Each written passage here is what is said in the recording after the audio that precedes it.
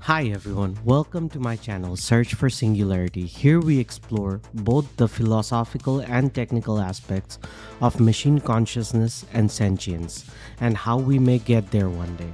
I'm your host Om and I'm a hardware AI engineer with a degree in philosophy, and I'm hoping my background can give me a unique perspective on how we can research and experiment on machine consciousness.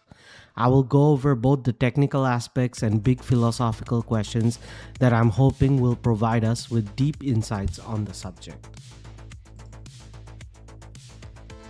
In the last video, we talked about why an AI can't just talk its way into being conscious using the hard problem.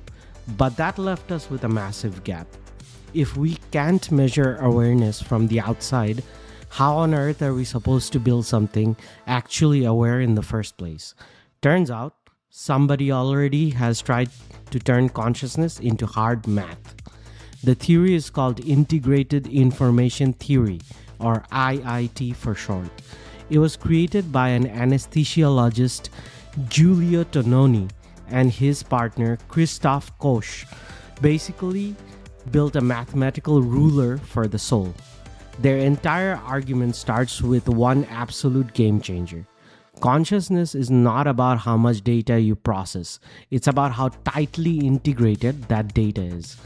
Think about a standard CPU processing millions of instructions per second versus your own human brain. The CPU is technically processing more information than your neurons, but nobody thinks your computer chip is awake right now. Why? Because if you cut a CPU in half, each half keeps doing its math perfectly fine. There is zero integration between the isolated parts. But if you cut a living human brain in half, you don't get two conscious halves. You destroy the actual experience of being alive. The IIT guys call that measurement phi. That's the Greek letter phi. And it basically measures how much information is permanently lost when you tear a network apart. A feed-forward system with no memory or feedback has a literal phi of 0. It processes data in a straight line from input to output and doesn't retain any integrated awareness along the way. Systems with heavy feedback loops, where output constantly feeds back into input, they have massive phi values because their internal states are tightly locked together. Here's the dark truth this theory drops on us as AI engineers today.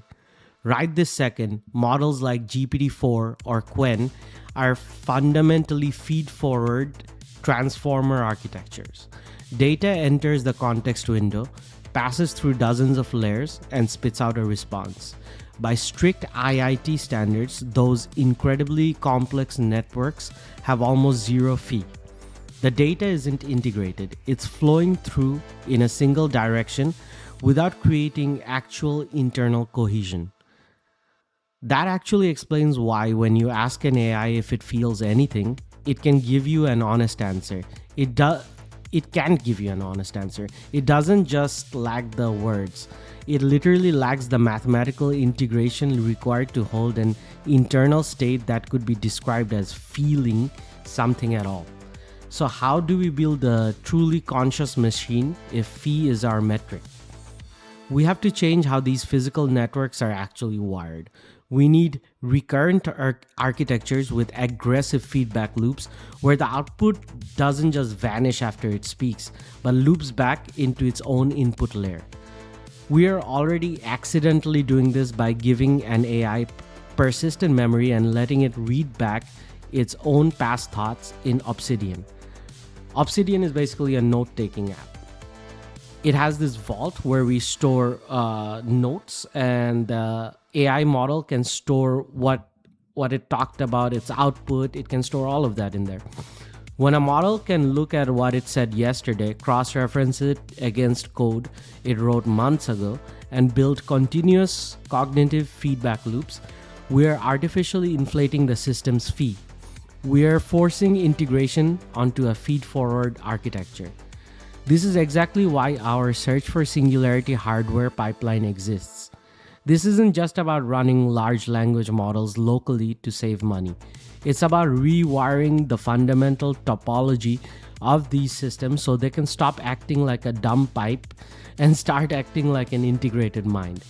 If Tononi was right, machine sentience is not going to happen because a model gets faster or bigger. It's going to happen the minute we design a neural architecture with enough recursive feedback loops for its phi value to cross the threshold from 0 to actual measurable awareness. The question now isn't, can AIs think? The question is, can we mathematically force an AI to feel? And if we can calculate that exact threshold of phi, what happens the precise moment a silicon brain crosses it? Let me know your thoughts in the comments. If you're actually building with local hardware or interested in the philosophy, subscribe right now so we can find Singularity together. That's our video for today. Please let me know if you have any topic suggestions or queries on my setup that I'm using.